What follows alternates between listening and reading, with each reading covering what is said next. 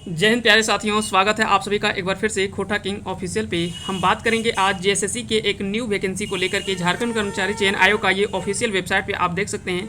ये आपका विज्ञापन संख्या है 16/2022। ये झारखंड मैट्रिक स्तर संयुक्त प्रतियोगिता परीक्षा 2022 है। ठीक है, Jharkhand matric level combined competitive examination 2022 क्या है, वो सारी चीज़ों को हम एक एक करके समझते चलेंगे। सिर्फ आपको कुछ नहीं याद रखना है, इसमें जो मेन आपको याद रखना है वो आप इस चीज़ को याद रख लें। झारखंड मैट्रिक स्तर संयुक्त प्रतियोगिता परीक्षा 2022 के लिए ऑनलाइन आवेदन आमंत्रित किए जाते हैं। अभ्यर्थी विवरणिका के विभिन्न कंडिकाओं में विहित शैक्षणिक योग्यता तथा निर्धारित आयु सीमा के अंतर्गत आवेदन दे सकते हैं। क्या क्या योग्यताएं हैं वो सारा चीज़ को हम आगे कवर करने वाले हैं। सबसे पहले हम देखते हैं कि क्या क्या चीज़ का ये वैकेंसी है। तो इसमें उद्योग विभाग झारखंड राज्य अंतर्गत क्रमशः कीटपालक एवं समकक्ष तथा कुशल शिल्पी एवं समकक्ष पद की सूचनाओं संसूचित रिक्तियों के विरुद्ध नियुक्ति के लिए भारत के नागरिकों से विहित प्रपत्र में झारखंड मैट्रिक स्तर संयुक्त प्रतियोगिता परीक्षा 2022 के लिए जो वो ऑनलाइन आवेदन आमंत्रित किया गया है। परीक्षा शुल्क तो ये सारा का कॉमन है, इसमें तो कोई बात ही नहीं करना है। 100 रुपये जो है वो जनरल वगैरह के लिए है, बाकी का इसमें से 50 रुपये जो वो SC/ST कैंडिडेट्स के लिए है। आइए हम थोड़ा सा रिक्तियों के बारे में हम देख लेते हैं। इसमें से दो वैकेंसी जो दिखाया गया है, पहला तो है कीटपालक एवं समकक्ष उद्योग विभाग और दूसरा जो है वो है आपका कुशल शिल्पी एवं समकक्ष पद उद्योग विभाग। ये दोनों पद हैं। एक में आप देख सकते हैं यहाँ पे 187 पद दिखा रहा है और अगला जो है एक इसमें जो है वो इसमें 268 सीट है। तो टोटल देखा जाए तो एक अच्छा खासा सीट है, सीटों की कमी नहीं है, लेकिन इसके लिए कंडीशन रखा गया है। चलिए हम देखते हैं इसके लिए क्या योग्यताएँ होनी चाहिए। तो सबसे पहले तो हम योग्यता देख लेते हैं, इसके लिए क्या क्या आवश्यक योग्यताएँ हैं। तो अगर आप कीटपालक या समकक्ष उद्योग विभाग के लिए अगर आप इसको अप्लाई करना चाहें तो इसका पे लेवल देखा जाए तो पे लेवल अच्छा है। 18,000 से लेकर के 66,900 तक पे लेवल इसका बहुत अच्छा है। झारखंड राज्य में अवस्थित मान्यता प्राप्त शैक्षणिक संस्थान से न्यूनतम मैट्रिक यानी 10वीं कक्षा एवं समकक्ष एवं झारखंड रेशम तकनीकी विकास संस्थान चाईबासा से 1 वर्षीय certificate course in sericulture silk और विभिन्न सिल्क, ठीक है, डाइंग प्रिंटिंग उत्तीर्ण अथवा 2 वर्ष के 10+2 इंटर व्यावसायिक कोर्स सेरिकल्चर या टेक्सटाइल्स में उत्तीर्ण होना आवश्यक है। तो ये आपके जिसके पास सर्टिफिकेट है वही लोग अप्लाई कर पाएंगे, अन्यथा वो अप्लाई नहीं कर पाएंगे।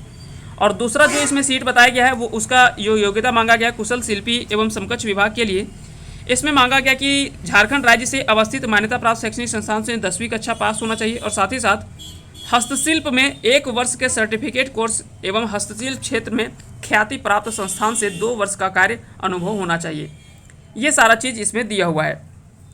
न्यूनतम शैक्षणिक योग्यता के बारे में ये सारा चीज़ कंडीशन यहाँ पे दे दिया गया है, 10वीं पास होनी चाहिए।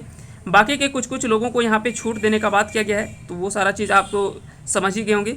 एज लिमिट, अब हम बात करते हैं यहाँ पे एज लिमिट, ये काफ़ी ज़्यादा इंपॉर्टेंट है। अगर ये वैकेंसी हो या ना हो, लेकिन अगले वैकेंसी के लिए तो एज लिमिट जो वो काफ़ी इंपॉर्टेंट माना जा रहा है, क्योंकि देखा जाए तो ये 10th लेवल का वैकेंसी है। ठीक है, 10th लेवल का वैकेंसी है, लेकिन अगर एज इसमें देखा जाए तो लगभग 35 वर्ष, 37 वर्ष, 38 वर्ष और 40 वर्ष रखा गया है मैक्सिमम। न्यूनतम जो है वो आयु सीमा 18 वर्ष होना चाहिए आपका, तभी आप अप्लाई कर पाएंगे। जनरल एवं EWS के लिए 35 वर्ष इसमें योग्यता है, जो अधिकतम आयु सीमा होना चाहिए। OBC के लिए है 37, ठीक है, इसमें 1 और 2 के लिए दोनों के लिए देख लेंगे, इसमें 38 है और SC/ST के लिए 40 वर्ष मांगा गया है। अब यहाँ पे बात करेंगे कि क्या क्या इसमें और किस तरह से एग्ज़ाम इसमें होने वाला है, वो सारा चीज़ हम कंडीशन को देख लेते हैं एक बार। तो बाकी की ये सारा कंडीशन तो आप पहले पढ़ चुके होंगे कि जो भी सारा सबका नियमावली लगभग सेम ही है, इसमें कोई बहुत ज़्यादा चेंज नहीं है। जहाँ पे मेन चेंज है वहाँ पे हम बात करेंगे। जैसे इसका सिलेबस हम देख लेते हैं। परीक्षा का स्वरूप जो है, आइए अब हम बात करते हैं परीक्षा का स्वरूप। आयोग द्वारा OMR आधारित परीक्षा जो है वो लिया जाएगा, यानी ऑफलाइन आपका एग्जाम होगा। परीक्षा यदि विभिन्न समूहों में लिया जाता है तो अभ्यर्थियों के प्राप्तांक का नॉर्मलाइजेशन किया जाएगा एवं मेधा सूची उनके प्राप्तांक के नॉर्मलाइज के अंक के आधार पर तैयार किया जाएगा। ये सारा चीज़ आप पहले पढ़ चुके होंगे, तो ये बहुत कुछ अलग चीज़ नहीं है। परीक्षा एक चरण में मुख्य परीक्षा ली जाएगी, तो ये तो कह सकते हैं कि लगभग आपको सब एग्जाम में पता चल गया है कि अब तो एग्ज़ाम आपका एक ही होने वाला है, ग्रेजुएशन लेवल तक का जो भी एग्ज़ाम होगा। तो इसमें से सारा बोला कि जितना भी ऑब्जेक्टिव प्रश्न होंगे, है ना, एक प्रश्न का पूर्ण अंक 3 अंक का होगा और प्रत्येक सही उत्तर के लिए 3 अंक और एक गलत के लिए नेगेटिव के लिए 1 अंक भी कटेगा भी। चलिए अब हम बात करते हैं ये सारा सिलेबस के बारे में।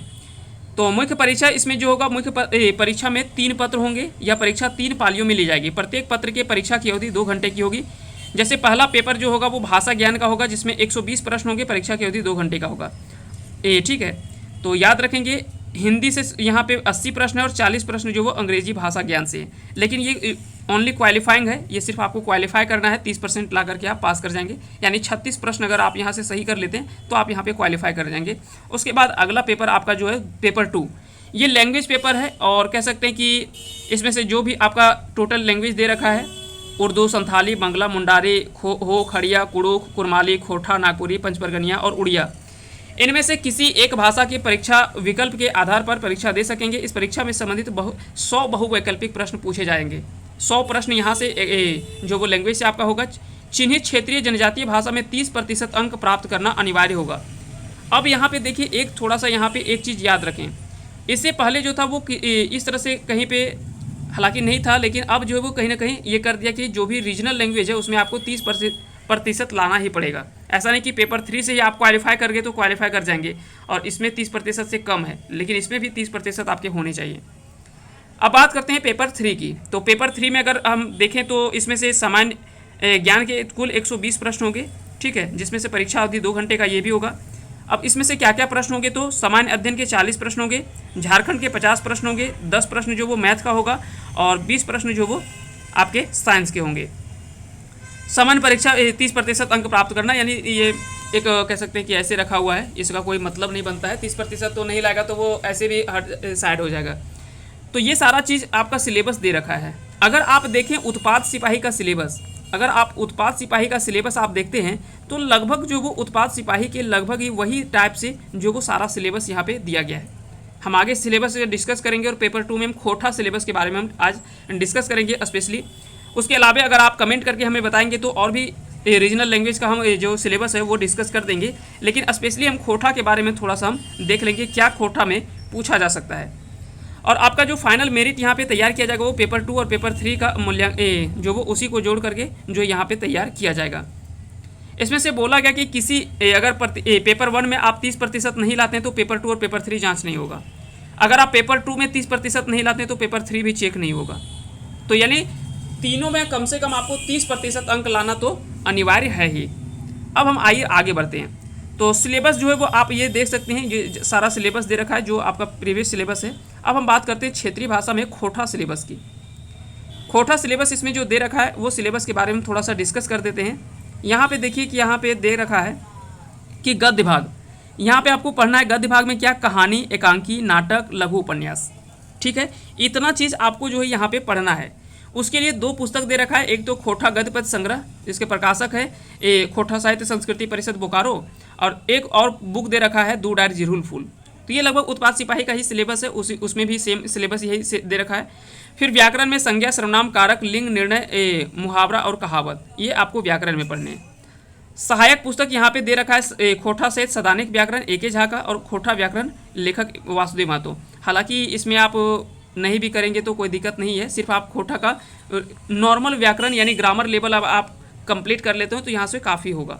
ये चैनल पे ऑलरेडी जो जितना भी यहाँ पे आपको ग्रामर पोर्शन दे रखा है वो सारा का वीडियो जो वो ऑलरेडी पहले से अपलोड है, चाहे तो आप वो सारा चीज़ देख सकते हैं।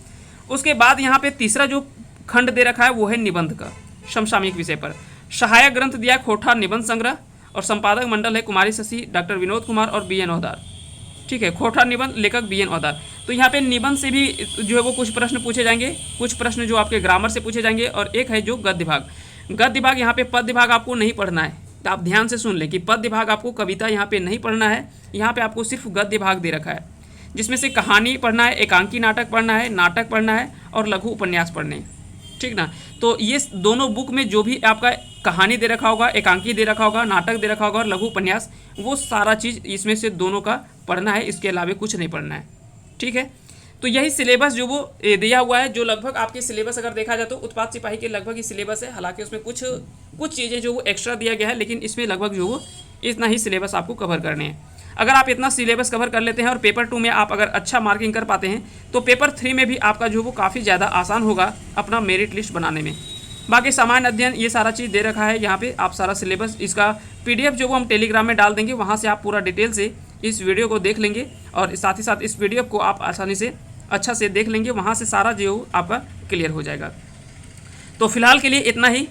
उम्मीद करते हैं कि आज का वीडियो सेशन आप सभी को पसंद आया होगा। अगर पसंद आया हो तो इस वीडियो को लाइक करें, साथ ही साथ चैनल पे नए हैं तो चैनल को सब्सक्राइब कर दें और बेल आइकन को प्रेस करें, ताकि जब भी कोई वीडियो अपलोड करें तो उसका नोटिफिकेशन आपके पास चला जाए और आप आसानी से उन सारे वीडियोज़ का बेनिफिट्स उठा सकें।